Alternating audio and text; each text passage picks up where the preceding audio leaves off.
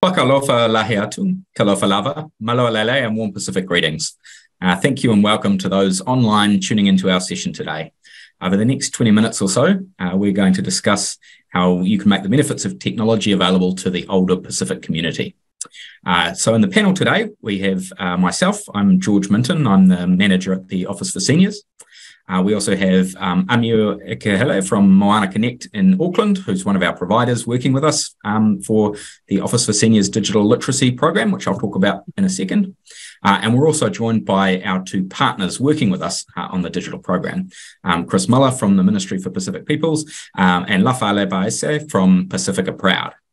So the digital literacy training program for seniors, at the Office for Seniors, we work to improve the lives of older people across the country by promoting their well-being and concerns and increasing awareness of the issues facing our older population. As an action under our strategy, which is Better Later Life, He Oranga Ko Matua, 2019 to 2034, we've been leading an internationally recognised digital literacy training initiative to support older people to participate in and benefit from the digital world.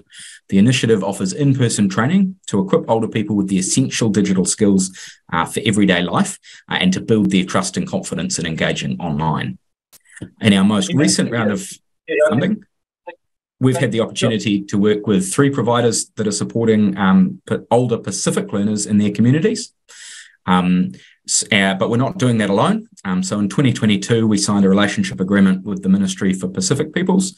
They'll be providing up to 450 devices for Pacific learners to help address those broader issues of digital inclusion and to help support them get online. We've also received funding from our colleagues in Pacifica Proud, which is what's enabled us to work with these 3 providers and to reach those Pacific communities a lot better. So we'll be hearing today a little bit about the program that we operate, but also a little bit about the issues of digital exclusion facing older Pacific people more generally. So the first person I want to invite to have a little bit of a talk today is Amiu from Moana Connect, and she's going to be telling us about Moana's Digifale program. Ngā mihi nui kia koutou, ko whanakau te maunga, ko kireo te awa, ko matatua te waka, ko te whanapunui te iwi, ko Amiu Mātangi ki hele toki ingoa, nō reira tēnā koutou katoa. And whakalofalahi atu kia totolo osi. My name's Amiu Mātangi ki hele. My dad whakapapas to te whanoa punui and my mum whakapapas to Niue. And I'm the GM, one of the general managers here at Moana Connect for our community team. And within our team, we've got our Digifale program, which is an Pacific digital health literacy program. And we work with our Pacific communities, and we have a trainer program where we work with our young people who are then able to teach our elders how to navigate our digital spaces. It's a pleasure to be online today, and thank you, George, for the introduction and facilitating this hui. Awesome. Thanks for the intro there, Amiu.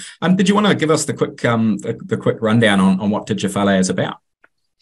Yeah, so Digifale, we were established in April 2020, and that was in response to COVID. And what we realized was, whilst a certain demographic, our younger generation, were able to go online and to navigate their schools, mostly related to school or work, our elders were actually missing out on the digital access in regards to the spaces that they quite commonly interact with. And that was mostly with our family interactions as well as within our church spaces. And it started off in a Niue community. And we needed to make sure that within our Niue community here in Mangere, that they were able to go online. And so we worked with our youth groups within our churches and their family members to help our elders go online, first navigating how to make phone calls, how to send a text message, and then building up those skills to then navigate Zoom as well as patient portals and going online. And by teaching our elders to go onto Zoom, they're then able to connect onto church services. And as you know, spirituality is an important element of well-being for our elders. And once they were able to connect to those online spaces within church, their church communities, we saw an increase in their well-being and being able to connect socially with their peers that they weren't able to connect within the physical space. Very cool. And so just quickly, Meo, do you want to maybe also comment on what you see as the need in your community when it comes to digital literacy, or certainly among the older members of your community? And what do you think are the main challenges for older Pacific community members with changes to technology or with getting online?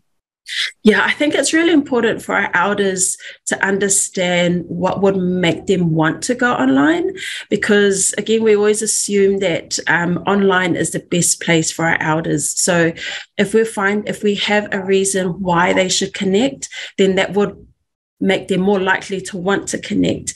And family and spirituality are the two most important elements which would want our elders to connect online. And when you can anchor these programs on those two important elements of family, social connectivity, and within these church spaces, you're more likely to receive uptake with new technology, because it is hard learning a new skill, especially a digital skill, because it's a new territory for our Pacific parents or elders. And so when we can give them a good rational reason as to why and how they can connect online to their family and friends, this would enable them to uptake the technology. And you know, there's been lots of strengths over COVID.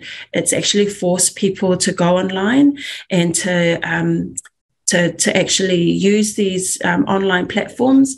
But we know that there are still challenges. One, digital skills is really difficult for some individuals who find it hard, but also affordability, because if we think about our pensioners, our elders, they do have a limited amount of income, and they have to really divide that amongst what are their basic essentials and what are the things that they can leverage off with their pension. And so giving them a good understanding as to why and how it would benefit their own well-being, that would often be the reason why they would uptake technology.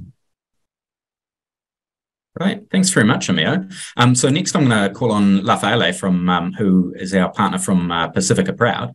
I mean, the floor's open to you, Lafaele, to comment on whatever you like, but maybe you might want to think about how the things that Amio said and what they're doing under Digifale links in with the wider objectives of Pacifica Proud. Thank you very much, Mr. and Ms. George, for the opportunity to speak. My name is my name is Lafaele.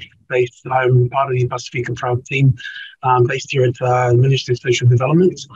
The Pacifica Proud team, basically, our role is initially it's around the prevention of family violence and how do we support communities in that space. But it's more now looking at the well-being of our communities.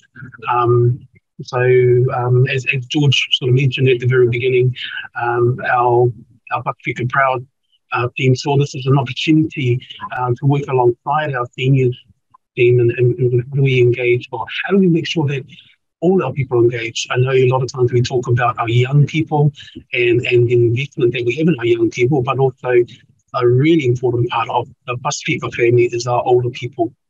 You know, and ensuring that they are treasured, they are honoured in their very unique way. So there's something that Amir talked about in terms of, you know, so what's the value, I guess what I look at is what's the value add for our people when it comes to digital and making sure that they have access to it. And that's very much it, isn't it?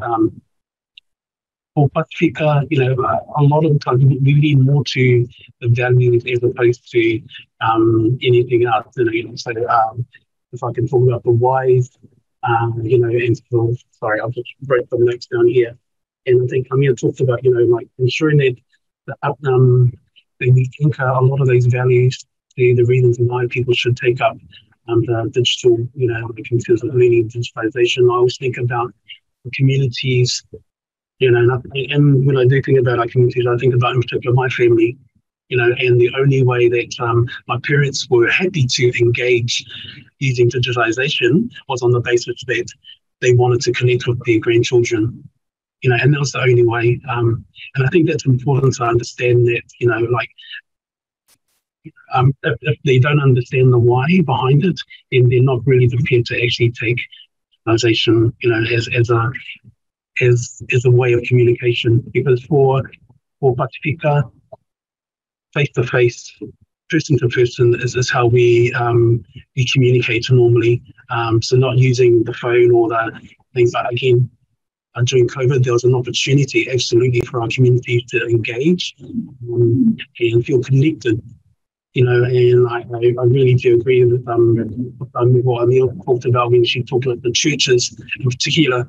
And again, I can only go back to my own experiences of not being able to attend church with my family, but then through the magic of digital world, we're able to zoom in some of these things, and that was one way of feeling connected to a community. If I think about the divide, I also think about the things around affordability, and how do we ensure that we can support a lot of our people in that space.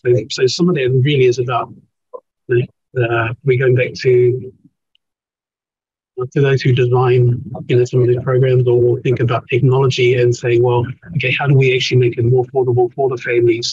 Because we don't really talk about individuals in the Pacific space, we talk more about the family.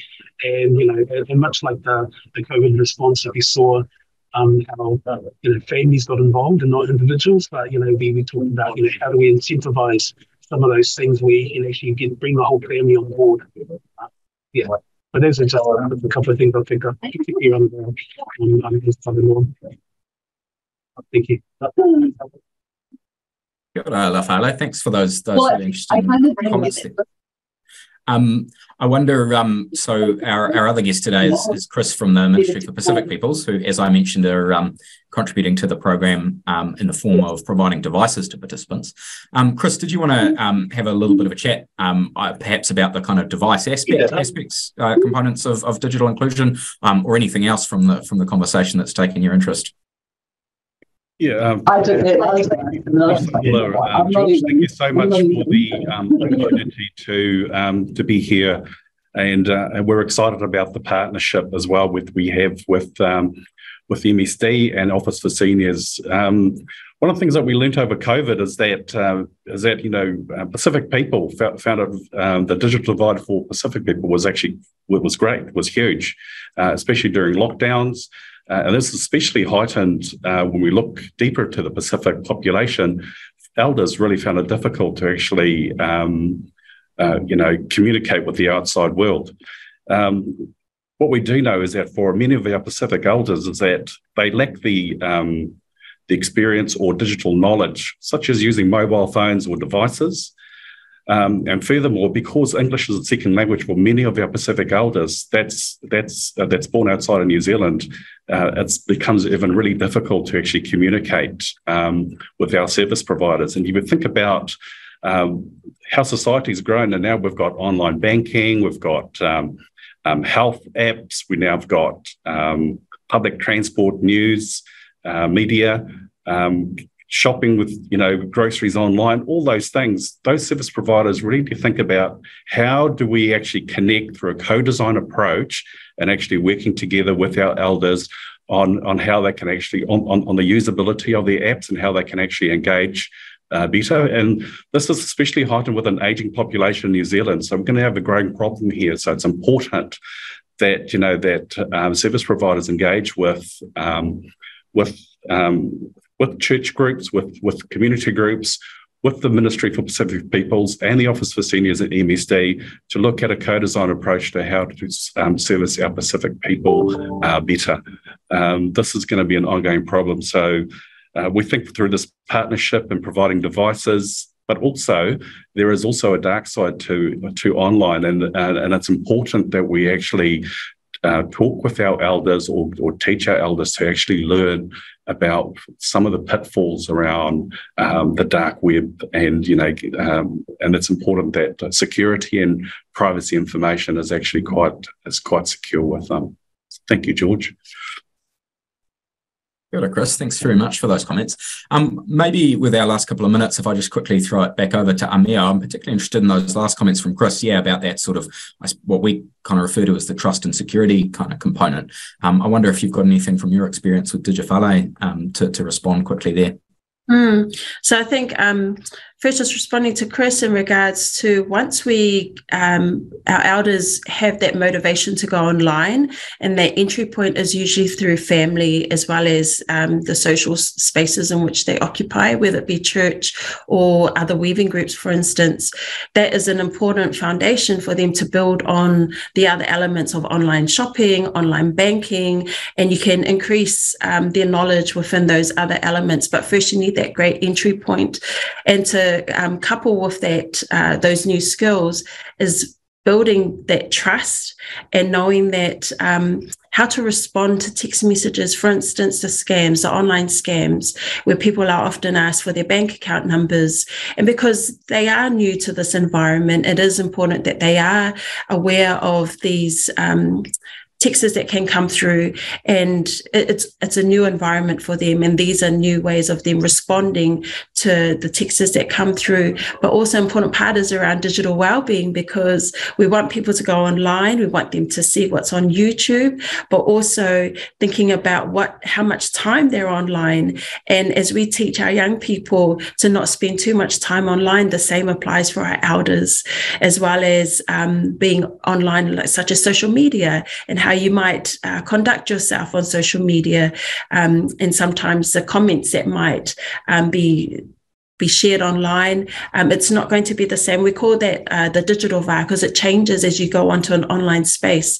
The VAR that you have with people and the relationships you have with people in person is much different than online. And sometimes those boundaries can be crossed, and there is a sort of a scope, a creep of what you wouldn't do in person, but is now able and easily done online, and there's no boundaries for our elders.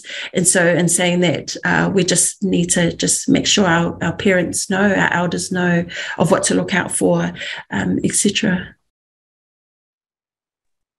That's great. Thanks very much, Amir. We're just about out of time for our session today, but I just wanted to end by acknowledging the participants that we've had here. So Lafaele and Chris, but also your guys' teams from Pacifica Proud and Ministry for Pacific Peoples. So thanks very much to you guys for coming along today, and thanks very much to your organisations for pitching up and joining us on this journey for delivering this program.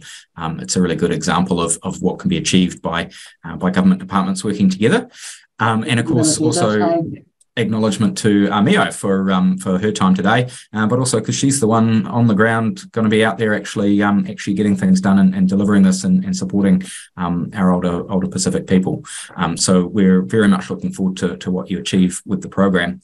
For anyone who's interested in learning more about the Office for Seniors Digital Literacy Training Program, you can find more on our website, officeforseniors.govt.nz. There's links up there to all of our providers, including Moana Connect, and also links through to our funding partners from Pacifica Proud and Ministry for Pacific Peoples. Thanks very much.